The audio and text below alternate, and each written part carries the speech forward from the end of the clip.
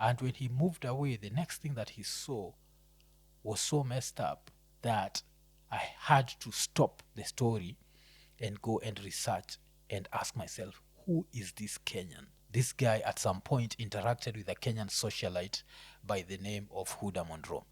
We'll come back to Huda. Let's continue the story. Have you ever seen a story so interesting that you had to share it with someone else? Welcome to the Mwafrika channel. My name is Mwafrika, and that's basically Swahili for African. If you know me, you know me. If you don't know me, I hope that this channel will interest you. I'm going to share a few African stories that I've seen in different places. And one such story is a story that happened to a South African. And this South African said that he was conned by a Kenyan. So how did I find myself watching this story? So lately on Twitter, there's been like the debate about Miss South Africa. This was happening like last week in South Africa. And in the process, I wanted to find out what Mark G felt about this. Because, you know, Mark G is like my favorite African podcaster. Only second to me, yeah. When it comes to my favorites, I have to be my own favorite. So I decided, like, let me check out what Mark G thinks about this. And I was afraid because I was like, what if Mark G also hates other Africans? What if Mark G is xenophobic? You know, they always say that you should never meet your hero because your hero can end up disappointing you. So Mark G was like interviewing this girl. I think her name was Unathi, and in the process they talked about that. So and they broke it down really well. So Mark G talked about when he goes to countries like Nigeria, he's welcomed with open hands. Unathi also said the same thing, that she's been welcomed all over Africa, but she felt like South Africans are hurt, and the fact that they are hurt, that's the reason why, you know, hurt people, yes. So with that, of course, I was happy, and I guess the algorithm felt like, you know what, you love South African podcasts. So what if I was to introduce you to other South African podcasts?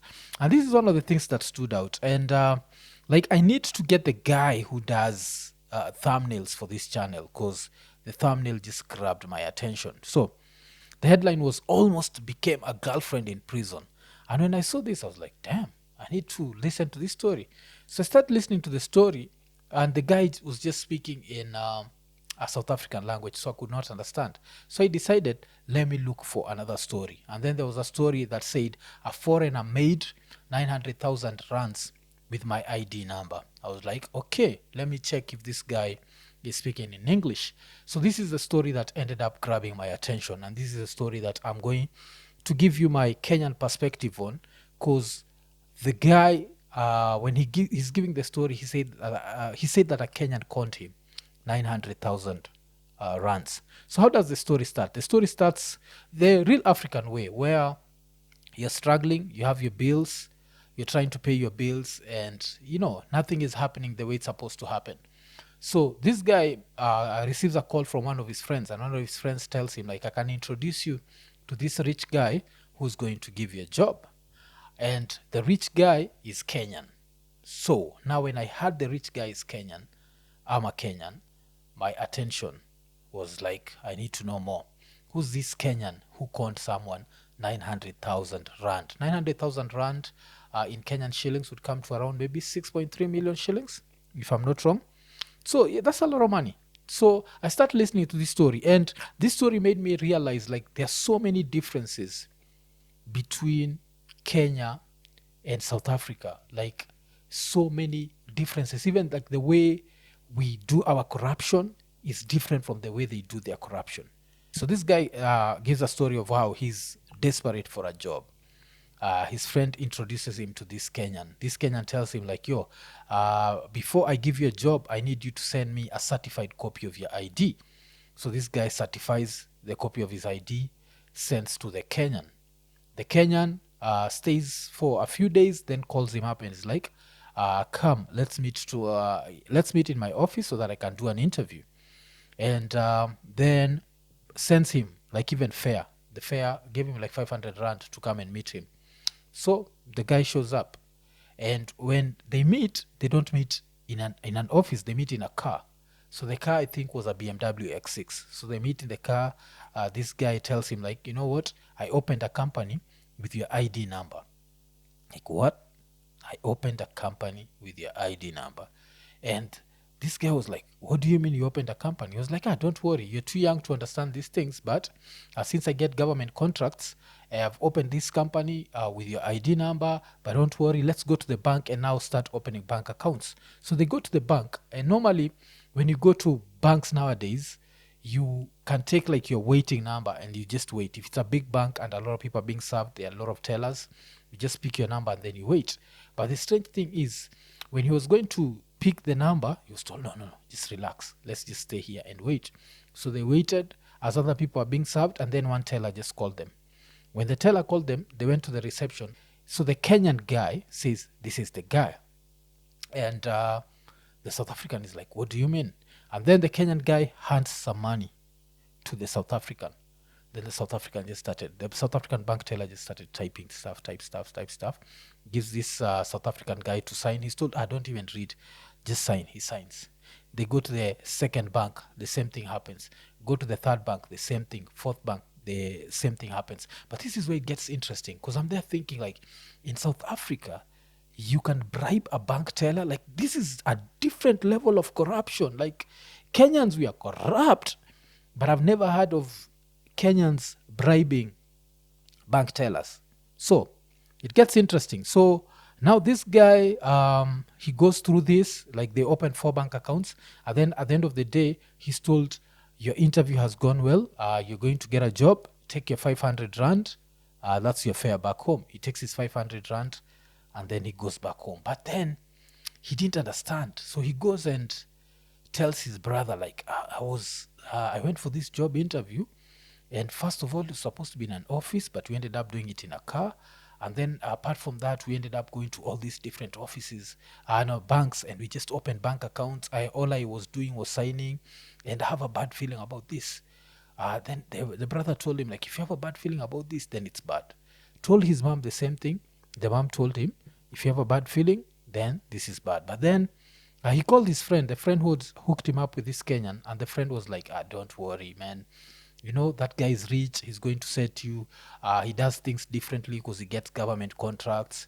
You don't worry, man. You're going to be playing with big money soon. So this guy decides, like, okay, let me wait for the call from this Kenyan guy. So this Kenyan guy did not call for a whole month. In the second month, this guy was like, you know what? Let me try and contact the Kenyan guy. Calls the Kenyan guy. This time, the guy who was all like cordial and what is rude, and he's telling him, like, I'll call you when there's something. You just leave me alone. But so of course this guy is wondering what happened to the company that we started. But he can't ask that. Then he was like, since this looks like it was not a real deal, let me just look for a job. So he looks for another job, and he's lucky enough to get a job. So he gets a job, and then his salary was around 4,000 rand. That's around 28,000 shillings. So the salary, he picks like one of his bank accounts, and like his main bank account, but in the same bank there was also his company bank account. So this is where things get interesting. So he gets paid his 4,000 rand, and he waits for the money to reflect, and the money does not reflect. So eventually he calls his bank, and he's told, hey, your money is there, but it's been frozen, you just visit the branch. So he visits the branch. When he visits the branch, the bank teller tells him, like, oh, this is you. Okay. There's also another 150,000 rand in this account. Do you want us to move it to your main account, the one with 4,000? And at first he was like, what? Then of course he's excited. He's like, yes. But then he was told, sorry, we can't, because the money has been frozen. And since it's frozen, let me call the bank manager so that the bank manager can come and talk to you. So the bank manager shows up, and the bank manager tells him, we've been looking for you for the past 4 months. He's like, why? Because you defrauded this place, and you took 900,000 rand that wasn't yours. So this guy, of course, now he's on the defensive, like, I did not take any money. What are you talking about? So he's told there's nowhere to go, the police are coming. So eventually the bank security, they just walk him out. And when they walk him out, he finds, like, the police are there. Like, they are like over 10 squad police cars outside. There's even a police helicopter going up. So he's wondering, is this about me? I'm a mistaken identity. This can't be me. I'm a poor guy. How do I have 150,000 rand?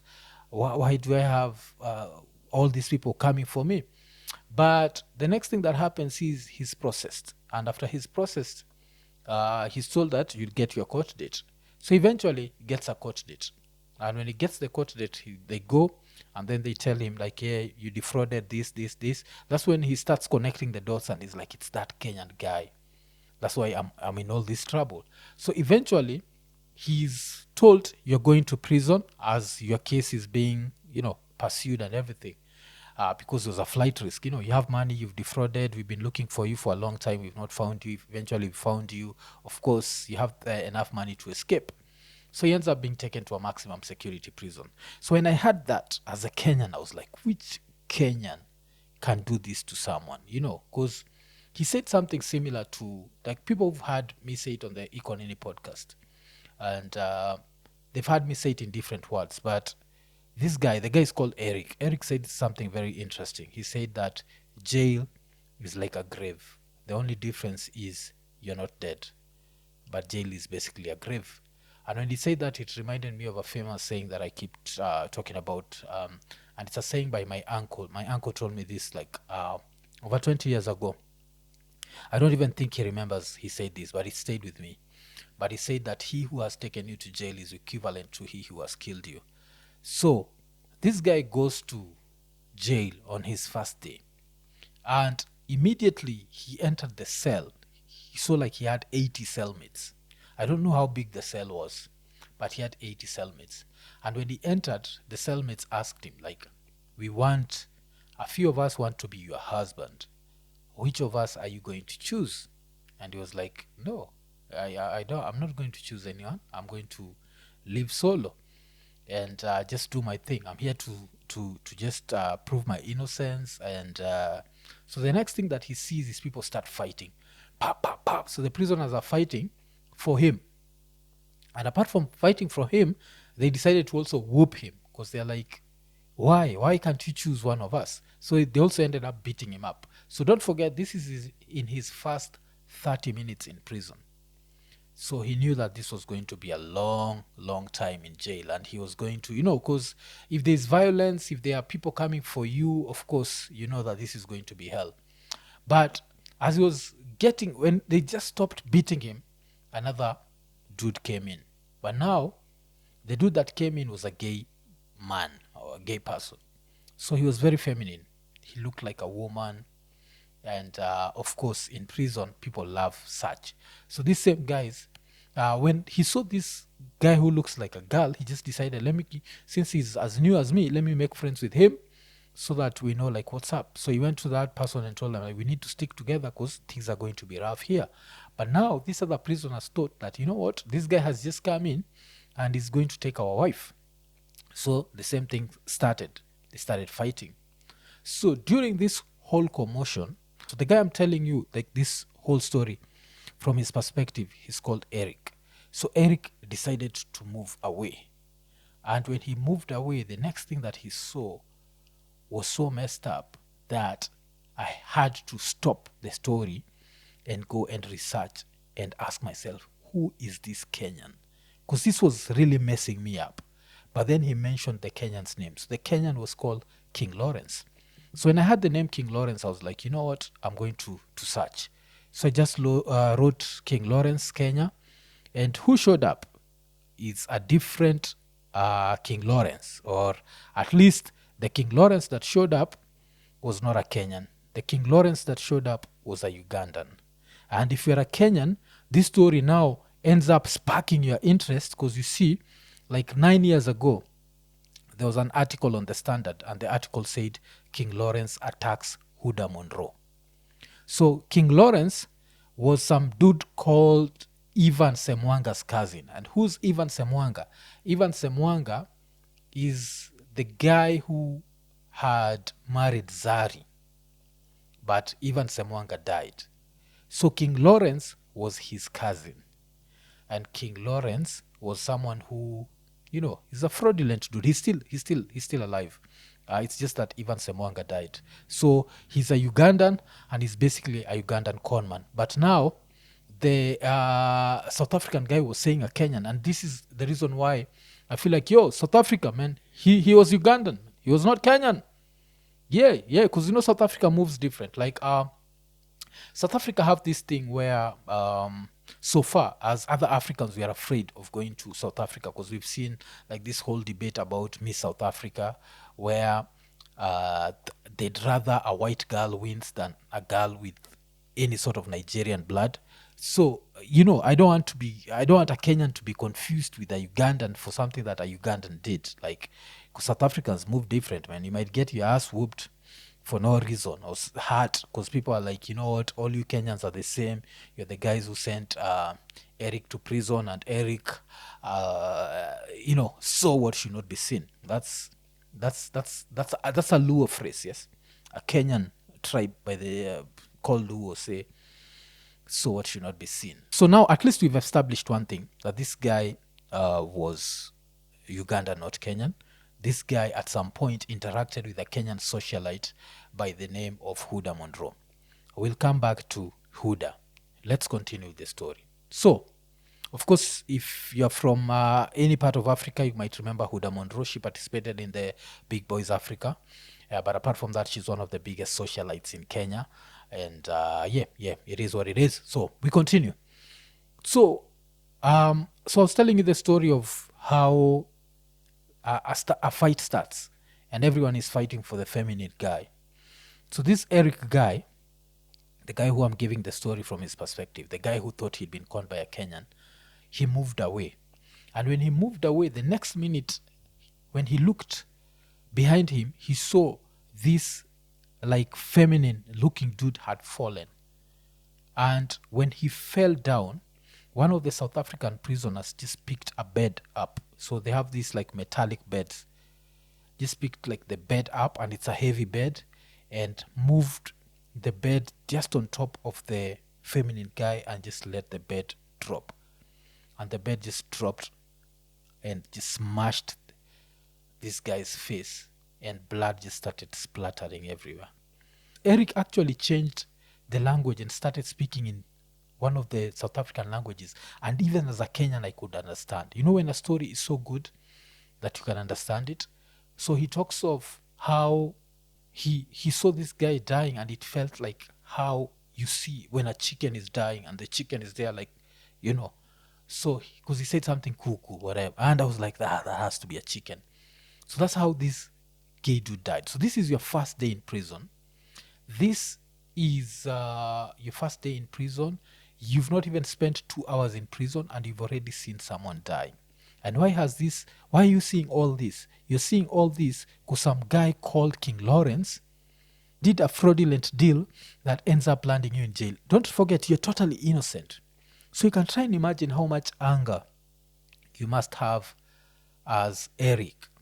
So this is what the first thing that happens. And then this Eric dude, like, he just changed. Like, at some point in this podcast, the podcast just goes, he just starts speaking in like one of the South African languages, or they mix them up. I noticed that thing. Like, this is very interesting. When we're in Kenya, we always pride ourselves for being trilingual. By trilingual, I mean we can speak our mother tongue, we can speak Swahili, and we can speak English. That's the average Kenyan, yes?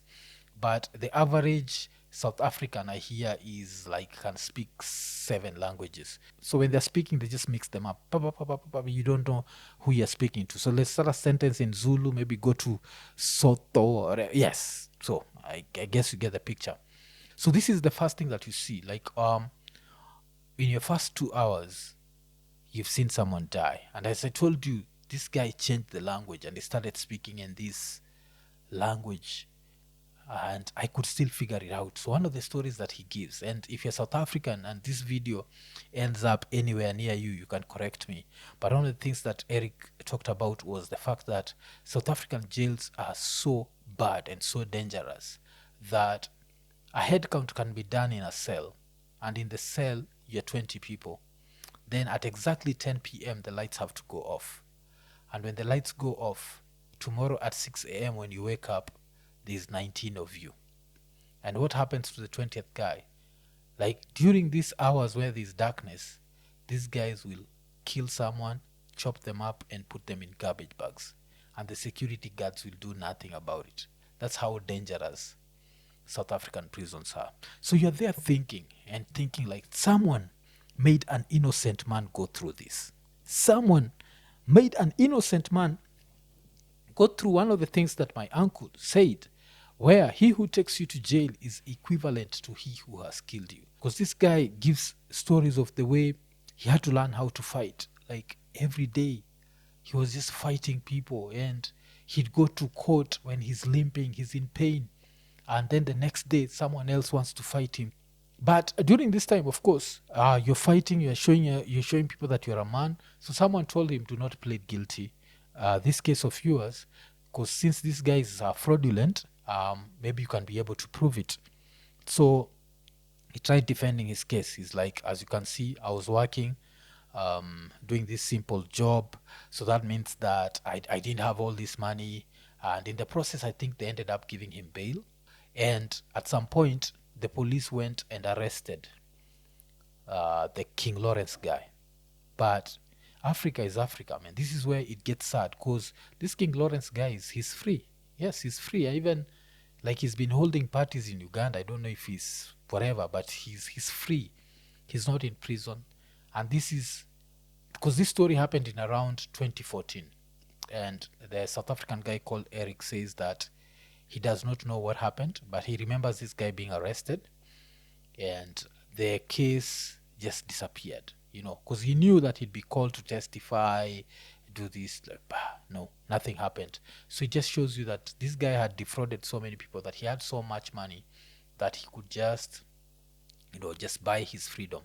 And that's why, like, this is the sad thing about Africa. Like, Africa is just one of those. But then I remember when I was giving this story, I said that we'd come back to Huda, because this is one of those stories. Like, if you go online and you search King Lawrence, you'll see King Lawrence, like one of these photos, just holding like a bundle of dollars to his face.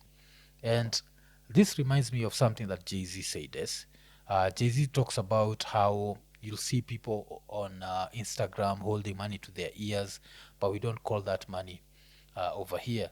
And I think for a girl like Huda Monroe, but this happened 9 years ago, so of course right now I'm sure she changed. But this would be like to the new Huda Monroes. You have to realize that legit money is quiet. You'll never find someone who's made their money 100% legit on Instagram flaunting that money. You'll never see even kids who are coming from old money flaunting that money. And the example I could give would be in the Kenyan situation, whereby you have like the former president Uhuru Kenyatta has a son called Jomo. You'll never see Jomo on internet holding up like money. The only people who hold money in public and flaunt it, apart from Floyd Mayweather, Floyd is the one guy who goes against this rule. The only people who flaunt money online are con men, because they're trying to lure other people. For me to lure you, I have to show you, like I already have money.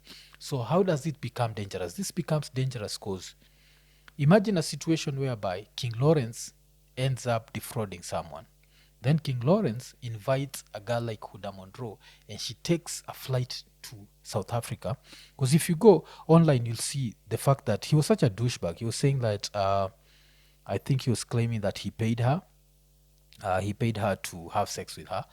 She denied this. So if you Google the story, you'll see her. Something she'd written is, so you all wondering where a fraudster got my second picture. Did I say I finished the story? Me, all I'm waiting for is car evidence. Oh, and a pic in bed since you paid me for the night, King Lawrence. So this King Lawrence guy was saying that he'd paid her for the night. But this is where I'm saying, like, you're a Kenyan girl, you're invited by someone who you've seen online flaunting money. You go there, a fraudulent dude. What if someone who he's defrauded shows up and wants their money back? You're not going to survive. And this is something that girls need to realize, that guys who flaunt their money online are not legit people. Legit people, everyone who makes money, they're super quiet. People who make real money, you'll never see, if I was to use the Kenyan situation, you'll never see Who? Olunga. Olunga is one of the highest paid Kenyans. You'll never see Olunga with a bundle of cash anywhere. You'll never see Wanyama. You'll never see Mariga. This is clean money. But dirty money, you have to flaunt it because you want more money to come. So I'd say that Huda really dodged a bullet on this one. So now back to the Eric story. So Eric eventually is released, and when he was released, this King Lawrence guy was arrested. When he was first arrested and released on bail, he actually visited Eric and started threatening him. So he told him, I'm going to offer you 10,000 rand so that you never testify that I did anything to you. 10,000 rand, that's 70,000 shillings. Of course, this guy was like, no, I'm not going to take your 70,000 shillings. After this threat, he called the police, told them, you know what, I was threatened by this guy. The police did nothing. And as I was saying, even till now, the case just disappeared. And this King Lawrence guy is still free. And I don't know what he does, but because I tried to look for him on Instagram and I couldn't find him. But this just shows you how I always say that no one knows that they'll never go to jail. Because, as they say, shit happens. As some people say, life happens. And I think this is the situation that happened with this Eric guy. But what sparked my interest with this whole story was the fact that he thought it was a Kenyan. And for me, just hearing a South African, because I've seen South Africans talk about Nigerians and the way they don't like them. I've saw the whole Miss South Africa story. So now I was afraid. I was like, damn, as a Kenyan, I might visit and then come back. Because Kenya is an interesting country. Kenya is a country where we fight each other. As like Kenyans, we fight each other, but we are always very open to foreigners. So this is a country where no one cares if you're South Africa, no one cares if you're Uganda, no one cares. You can just move in and no one will care. Like, be the next door neighbor, get a job, open up a shop, no one cares. That's the one thing that's very different. So of course for us, when we look at South Africa now, we're afraid because for us we think like if someone shows up and they can do a business, there's nothing wrong with that. But now when you hear that a South African is saying that a Kenyan conned them, now you start getting worried because you're worried what would happen if I ended up in this country and I reminded these people of someone else who had committed something against them and they end up hurting you. So if you're wondering where I had this story, I had it on our podcast. The podcast is called Justify, and the guy who was being interviewed is called Eric. And yes, so that was like one of the most interesting stories that I've had, and the fact that it ended up bringing in people like Zari. So now you have Zari, the boss lady, the cousin to her late husband is a con man, and Zari herself, of course, lives in South Africa. So you can try and imagine, like, I don't know if this, like, for example, Eric Guy knows that one of the biggest socialites in Africa, like someone related to her was involved in such shit. Of course, this says nothing about Zari. I'm just like trying to give you how things get twisted. But this asshole called King Lawrence, I don't know where he is. I see at some point in 2016 he'd been arrested, and he talked of how he nearly died in jail. I'm guessing that's a South African jail. But then I have to go back to like one of the things I was thinking about, like, how do you bribe a bank teller? Like, I've lived in Kenya for so long.